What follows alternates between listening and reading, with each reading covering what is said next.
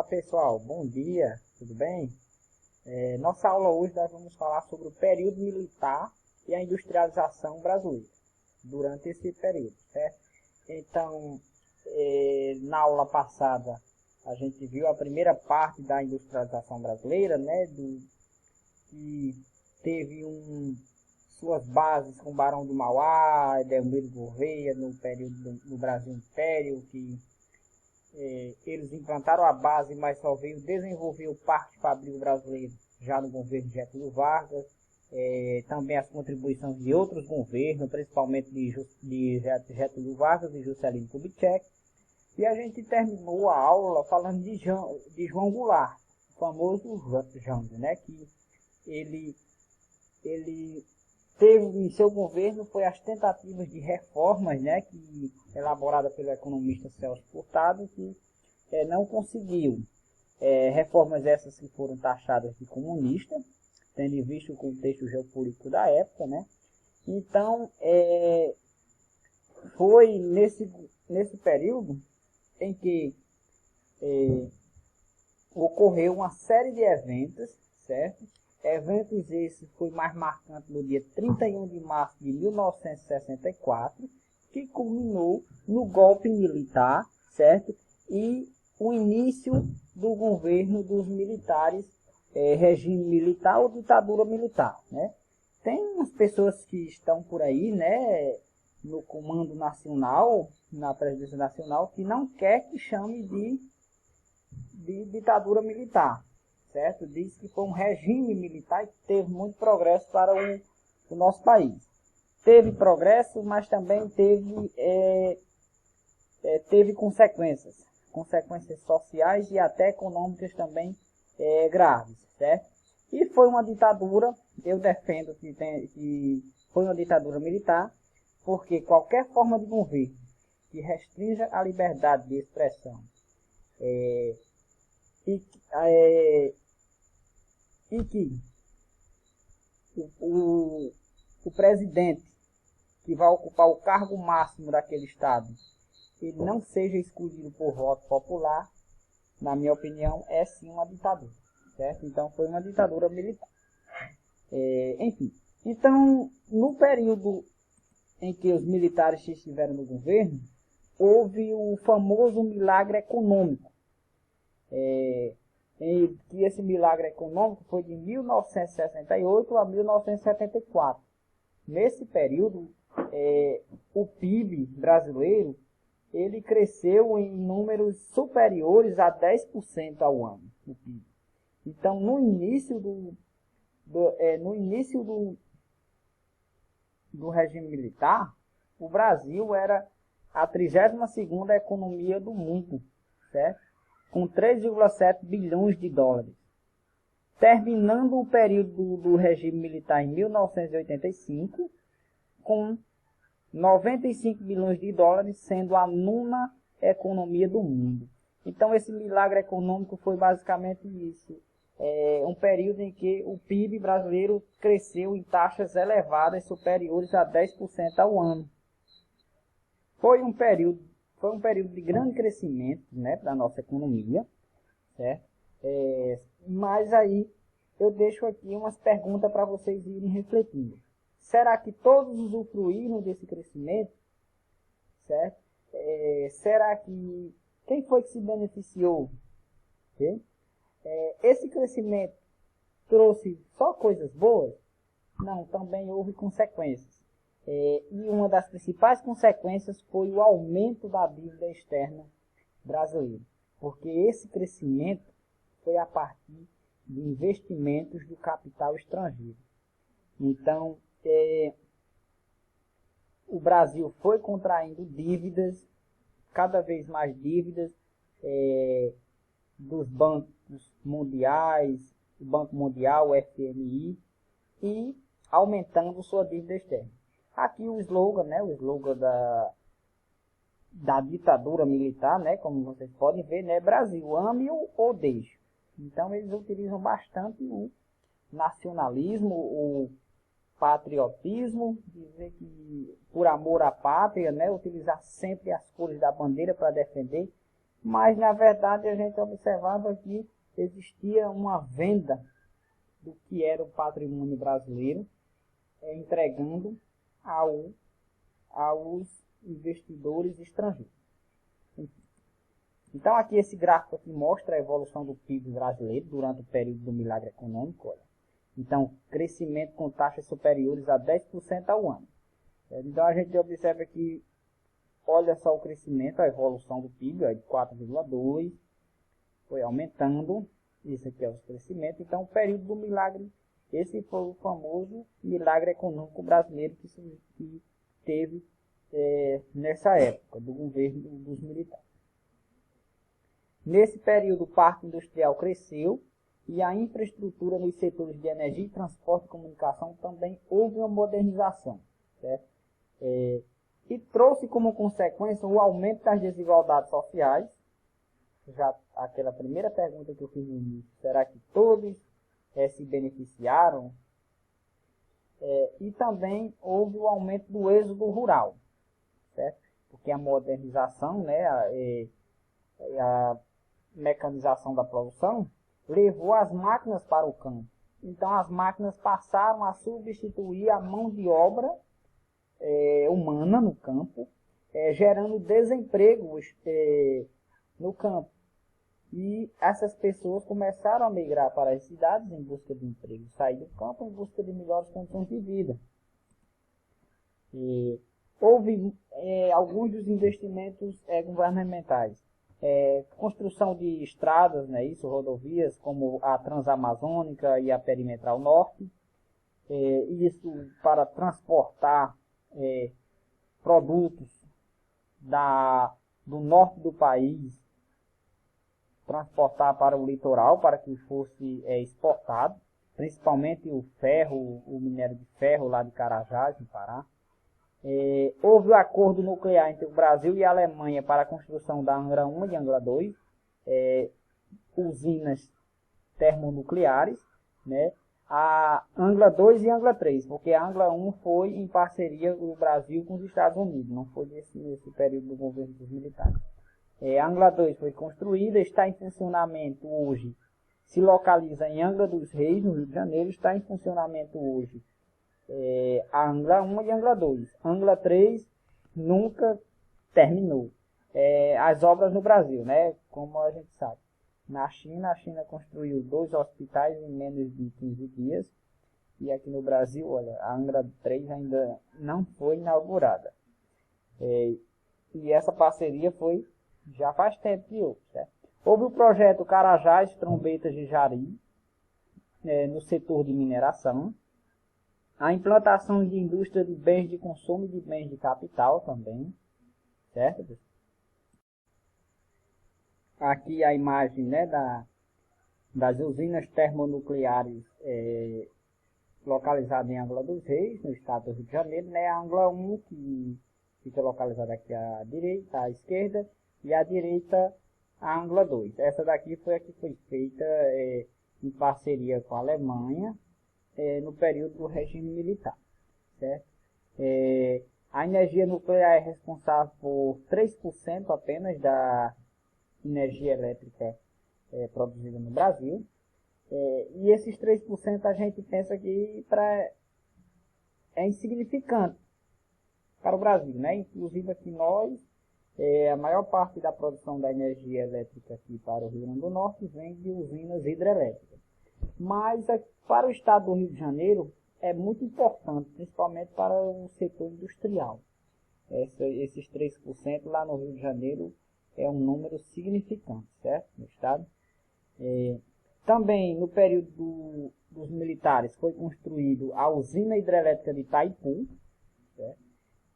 Localizada no Rio Paraná, considerada a maior usina hidrelétrica do mundo, em produção de energia, certo? Em geração de energia. Embora que seja a segunda em capacidade instalada, que a gente sabe que na China foi construída né, a Três Gargantas, e ela tem uma capacidade de gerar mais energia do que a de Itaipu, só que ainda não está gerando a mesma capacidade de Itaipu. mas ela tem capacidade. Itaipu, enquanto tem a capacidade de 14.000 megawatts, a de Três Gargantas, 18.000, certo? Então, foi construída, é considerada uma binacional, porque metade devido a pegar parte do território do Paraguai. Metade da produção de energia é do Brasil e a outra metade é do Paraguai. Para vocês terem uma ideia da questão da dimensão do território, né? Da metade que o Paraguai fica, o Paraguai ainda sobra e esse restante, essa sobra, ele vende de volta para o Brasil.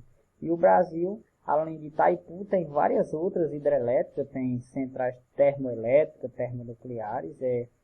Atualmente tem um crescimento de energia eólica, né, energia solar, enfim. Então essa importante hidrelétrica, a maior do mundo em geração de energia, foi construída nesse período, certo? O período da ditadura militar. Aqui no Rio Grande do Norte também a gente tem um exemplo, né? Vocês aí de São Rafael sabem desse exemplo, que é a barragem Engenheiro Armando Ribeiro Gonçalves, que foi construída já no último governo da ditadura militar, no governo de João Batista Figueiredo, em 1983. Inaugurada em 1984, o governador do Rio Grande do Norte era José Agripino, então foi construído esse açude, né? O açude Armando Ribeiro Gonçalves. Açude por que açude, professor? Na linguagem técnica, tudo é lago artificial. Quando um rio é represado, quando o ser humano ele constrói uma represa em um rio para conseguir acumular água, é uma represa artificial ou lago artificial, como queiram chamar. Só que no senso comum, nós aqui principalmente do Nordeste, nós costumamos diferenciar esses lagos artificiais chamando de açudes ou barragens. Barragens, aqueles que têm todo a parede feita de concreto, né, como a barragem Santa Cruz do Apodi, que ela transborda por cima. E açude, aquele que é construído com a parede de barro argila e tem um sangradouro. E se a gente analisar, a barragem Armando Ribeiro Gonçalves, ela é um açude, certo? Tem a parede de barro argila, né, e tem o sangradouro, né? Dizem que a verba veio para construir uma barragem. Realmente, como está sendo construída a barragem de Oiticica, aqui no município de Jurutu. Dizem que o presidente, quando chegou, o João Batista Figueiredo, ficou indignado porque tinha mandado verba para construir a barragem e, segundo ele, construir um barreiro, certo? Nas palavras dele. Ele ficou indignado e parece que nem discursado discursou. Então, para a gente observar que a corrupção não é recente, a corrupção não é só de partidos ditos de esquerda, a corrupção está em todos os setores da política brasileira, né? Até mesmo no governo dos militares tinha também esse desvio de dinheiro. Houve um período, né, que houve um momento bom, né, um momento que a economia estava crescendo, do milagre econômico, mas também teve o período em que houve o arroxo salarial, em que esse arroxo salarial, a taxa de lucro dos empresários foi ampliada e o poder aquisitivo dos trabalhadores foram reduzidos. Então, a questão do aumento da desigualdade social. E nesse período de arroxo salarial, em que os trabalhadores vinham perdendo seu poder aquisitivo, e aquela minoria que era os grandes empresários, a elite, ampliando as suas taxas de lucro, o ministro da Fazenda, na época, corresponde hoje ao ministro da Economia, ele falava, a palavra dele, é preciso fazer o bolo crescer para depois reparti-lo. O bolo seria a economia. Segundo ele, tinha aquele arroxo salarial, os trabalhadores iam passar por dificuldades, né? Isso, mas adiante, quando a economia tivesse um crescimento significativo, eles iriam usufruir desse crescimento. o bolo cresceu, certo? Que o bolo era a economia, cresceu. Mas será que foi repartida de forma igual? Não. Olha só o gráfico aqui que a gente mostra, da renda nacional. Então, 20% dos mais ricos, aquela minoria que faz parte da elite, ficou com 58,7% do lucro dessa economia, desse bolo. Ou seja, comeu a maior fatia. A minoria comeu a maior fatia desse bolo. Já a maioria, 80%, que corresponde à classe trabalhadora, ficou com a minoria. Então o bolo cresceu, mas ele não foi repartido de forma igual. E aqueles que vinham obtendo lucro, aumentou cada vez mais seu lucro, e a classe trabalhadora foi a mais prejudicada.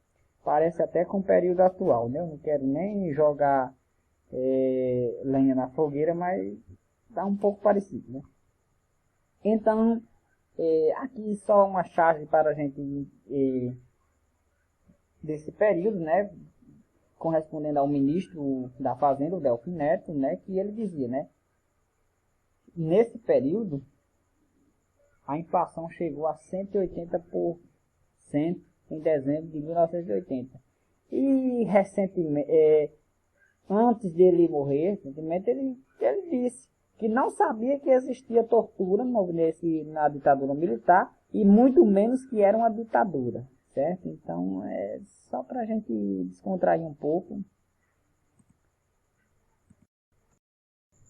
Então, aí no final da década de 1970, já se aproximando aos anos finais da ditadura militar, começou o período em que a economia começou a enfrentar crise, certo? Então houve a elevação das taxas de juros no mercado internacional, principalmente Estados Unidos, e os Estados Unidos, o principal investidor no Brasil, certo?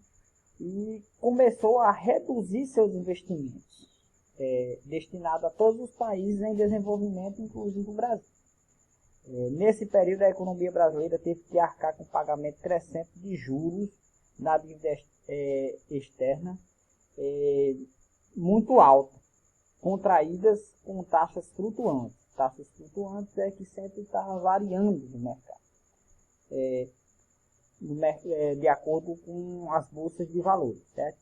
Nesse período, o governo adotou a política exportar é o que importa. Então começou, todo momento era exportação, exportação, exportação, para tentar pagar esse juro dessa dívida externa.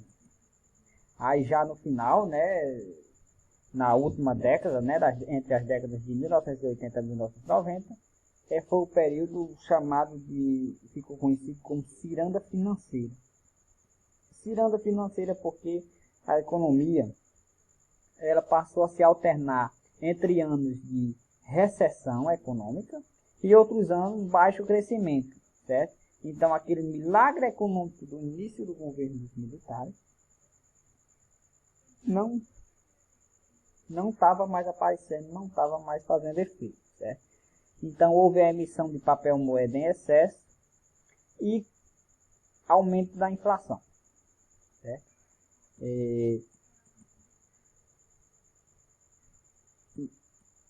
Imagem aqui só para mostrar que a mídia também, a grande mídia brasileira, ela foi beneficiada pela ditadura militar, né?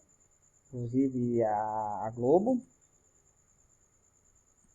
E em resumo, a ditadura militar houve o aumento do PIB. O que foi que ocorreu nesse período militar?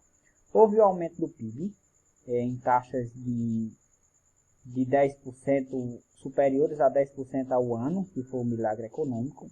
Houve avanços na industrialização e na urbanização, mas houve a apropriação do poder público pelos agentes privados, aumento da inflação, aproximação com os Estados Unidos, uma relação bilateral, que é muito criticado na geopolítica atual, principalmente essas questões de relação bilateral, porque não existe apenas um polo econômico, existem várias potências econômicas. Então é essencial que o Brasil, por exemplo, como um país em desenvolvimento, ele mantenha relações comerciais com diversos países, sejam eles desenvolvidos ou em desenvolvimento, como por exemplo Estados Unidos. Nada contra as relações com os Estados Unidos, mas desde que não sejam bilaterais. Que também tenha relações com a China, com Rússia, com a Alemanha, com os países do bloco da União Europeia, porque isso vai fazer com que nós tenhamos um grande mercado, certo? O bipartidarismo, né, existia apenas dois partidos, a Arena, que era o partido da situação. Depois que terminou o fim do regime militar, o Arena virou o PFL e depois o DEM, né? O DEM do atual presidente da Câmara, Rodrigo Maia.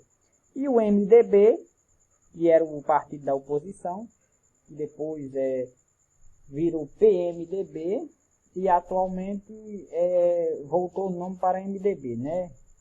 O partido daquelas peças raras conhecidas como Henrique Eduardo Alves, o Garibaldi, o Eduardo Cunha. Houve também no período da ditadura militar os problemas socioeconômicos e também censuras e repressões. Aqui são as nossas referências, principais referências e saudações, certo? E até a próxima aula, certo? A gente continua falando sobre a industrialização do Brasil, mas principalmente agora falando sobre a industrialização após a abertura política, certo? E aconselho estudar mais um pouco sobre a ditadura militar, o que foi esse governo dos militares, certo? Para que a gente não possa repetir os erros que aconteceram no dia 31 de março de 1964.